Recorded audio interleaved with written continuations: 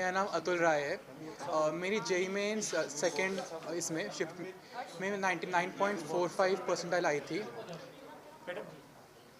तो पहले से काफ़ी बेटर परसेंटाइल आई है मेरी, और मैं काफ़ी सेटिस्फाइड हूँ इससे। बट थोड़ी ऐसे लगता है कि और चाहिए तो अच्छा हो, क्योंकि 2 साल की जर्नी है हमारी, हमने इतनी मेहनत की करी है, तो उसके हिसाब से परसेंटाइल और लाई जा सकती थी हम सबको और मेहनत हम जितनी की थी जे एडवांस के लिए हम और मेहनत करेंगे, और ये करनी हमें चाहिए भी। तो और जैसे बाकी स्टूडेंट्स हैं जो अपनी जर्नी अभी शुरू कर रहे हैं 11th में या फिर 12th में है, तो यही मैसेज रहेगा कि 2 साल की जर्नी में काफ़ी कंसिस्टेंट रहना चाहिए। और जो भी हमारे से आजकल डिस्ट्रैक्शंस काफ़ी ज़्यादा हैं, इलेक्ट्रॉनिक डिवाइसेस वगैरह हैं, इनसे जितनी डिस्टेंस हो उतनी बनानी चाहिए, क्योंकि काफ़ी डिस्ट्रैक्टिंग हो जाते हैं। क्योंकि एक बार इनको आप यूज़ करने लग जाएं तो बहुत ज़्यादा टाइम वेस्टेज हो जाती है। तो उसकी वजह से इनसे जितनी हो सके उतनी ज़्यादा दूरी बनानी चाहिए, और हमेशा अपने ऊपर भरोसा रखना चाहिए कि मैं कर सकता हूँ, मैं करूँगा। ऐसा कभी जैसे काउंट तो नहीं किया, क्योंकि यहाँ पे ऐसे क्लासेस हमारी पूरे टाइम लगती थी, तो सेल्फ स्टडी के लिए लाइक 4 to 5 आवर्स मैक्सिमम मिलते थे। उसके अलावा यहाँ पे टीचर्स हमें गाइड अच्छे से करते थे, और यहीं पे हमारा सारा टाइम जाता था। मतलब सुबह से 10:50 से 7 o'clock तक लगभग इतना यहीं पे रहता था।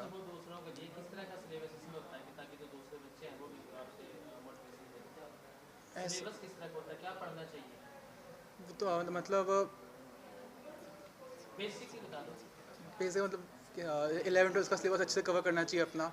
एनसीईआरटी बेसिकली केमिस्ट्री के लिए काफ़ी इंपॉर्टेंट है एनसीईआरटी, और बाकी सब तो टीचर्स मतलब गाइड कर ही देते हैं कहाँ से क्या पढ़ना है, कैसे पढ़ना है।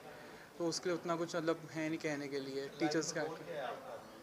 अभी तो जे एडवांस ही है, जे एडवांस गोल है मतलब बेसिक लाइफ का। अभी तो और कुछ इसके आगे सोचा नहीं। इलेक्ट्रॉनिक डिवाइस की आपने बात की, कितना उसका इस्तेमाल करते थे, या किताबों से ज़्यादा पढ़ा या क्या? किताबों से ज़्यादा पढ़ा, बस टेस्ट वगैरह के लिए, टेस्ट देने के लिए उसका यूज़ करते थे। क्योंकि जैसे हमारा जे भी कंप्यूटर्स भी होता है, तो उसकी आदत लेने के लिए, फील लेने के लिए बस टेस्ट देते थे उसके ऊपर। बाकी सब तो किताबों से पढ़ाई होती थी। आकाश में एक्सपीरियंस काफ़ी अच्छा था। मतलब मैं तो यहाँ पे काफ़ी टाइम से हूँ, तो मैं तो कहूँगा कि बेस्ट कोचिंग मेरे लिए तो यही थी, मेरे हिसाब से मेरे लिए। क्योंकि 8th क्लास से मैं यहीं पे हूँ, 8th क्लास से। तो टीचर्स ने काफ़ी अच्छा गाइड किया। ऐसे फाउंडेशन में भी काफ़ी अच्छी गाइडेंस दी थी टीचर्स ने। और यहाँ पर भी जब भी थोड़ा डीमोटिवेशन होता था, तो टीचर्स काफ़ी ज़्यादा सपोर्ट करते थे कि अभी और है करने के लिए, अभी और मेहनत करनी चाहिए और कर सकते हैं। तो मतलब मेरे लिए तो मतलब मुझे यही लगता है कि ये बेस्ट रहा है, ये बेस्ट है।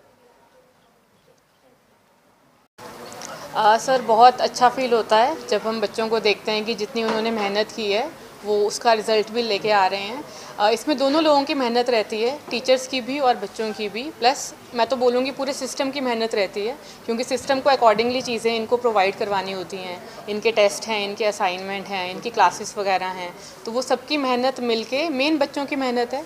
ये मानते हैं बात, काम करते हैं। तो इन लोगों की अगर मैं बात करूं तो इन लोगों की ये क्वालिटी अच्छी थी कि ये बहुत सिंसियर हैं।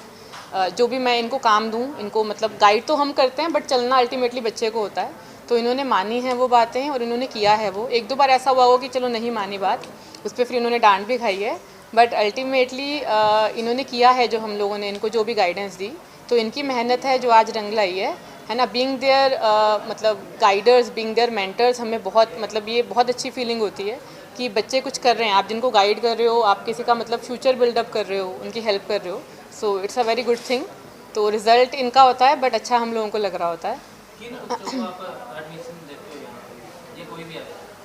सर एडमिशन तो सबके लिए ओपन है सर, सबके लिए इक्वल है आकाश। मतलब एक क्राइटेरिया क्या है, अगर किसी ने जेई करनी है, नीट करनी है, उसके लिए कैसे बच्चों का चुनाव करना है? आपको उनको ट्रेनिंग करना है, ये बेटर कर हाँ सकते जी। हैं? सर यहाँ पे एग्ज़ाम होता है, एंट्रेंस एग्ज़ाम होता है, एंथे बोलते हैं उसको। उसके सर बेसिस पे स्कॉलरशिप भी प्रोवाइड करते हैं हम। जैसे बहुत ज़्यादा अच्छा परफॉर्मेंस है तो उसके हिसाब से उनको स्कॉलरशिप मिलती जाती है। तो वो सर क्राइटेरिया रहता है हमारा कि बच्चे का कितना पोटेंशियल है, वो उस टेस्ट के हिसाब से मतलब हम लोग गवर्न कर लेते हैं कि बच्चा। हाँ जी। पेरेंट्स का कितना सहयोग आप मानते हैं, क्योंकि आपने पढ़ाया, बच्चे मेहनत भी करते हैं, खासकर जब घर जाएंगे पेरेंट्स, उसको लेकर क्या कहेंगे आप? क्या कोई सजेशन सर पेरेंट्स का बड़ा प्रेशर भी बहुत ज़्यादा रहता है। हाँ जी पेरेंट्स का सर बड़ा इंपॉर्टेंट रोल है इसमें। मैं बोलूँगी पेरेंट्स और टीचर का कोऑर्डिनेशन होना बहुत ज़रूरी है। तो हम लोग इसमें क्या करते हैं, मतलब ये पेरेंट्स का रोल भी रहता है, टीचर्स का भी रोल रहता है कि हम बच्चे के बारे में पेरेंट्स से पूछते रहते हैं कि बच्चा घर पे क्या कर रहा है, घर पे पढ़ाई उतनी कर रहा है या नहीं, और किताबें उठा के तो बैठा नहीं है। प्लस पेरेंट्स भी उसको मोटिवेट कर रहे हैं या नहीं।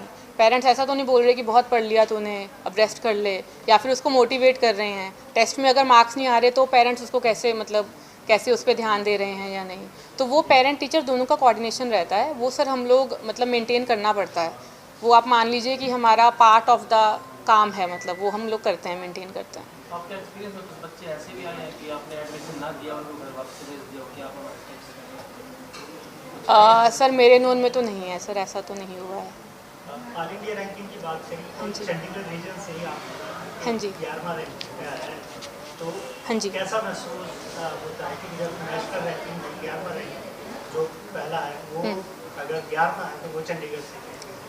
सर मैं बोलूँगी कि ये ह्यूज वो है, क्या कहते हैं उसको, अचीवमेंट, ह्यूज अचीवमेंट है ये। क्योंकि जो जेई का एग्ज़ाम है ना sir, it is considered a very tough exam, बहुत टफ़ एंट्रेंस एग्ज़ाम माना जाता है, बहुत लोग इसके लिए प्रिपेयर करते हैं। तो उसमें से 11 रैंक लाना इज़ अ बिग थिंग हमारे लिए भी और बच्चे के पार्ट पे भी। तो सर बहुत अच्छा लगता है जब ये पता लगता है कि नेशनली उसने इतना अच्छा स्कोर किया है।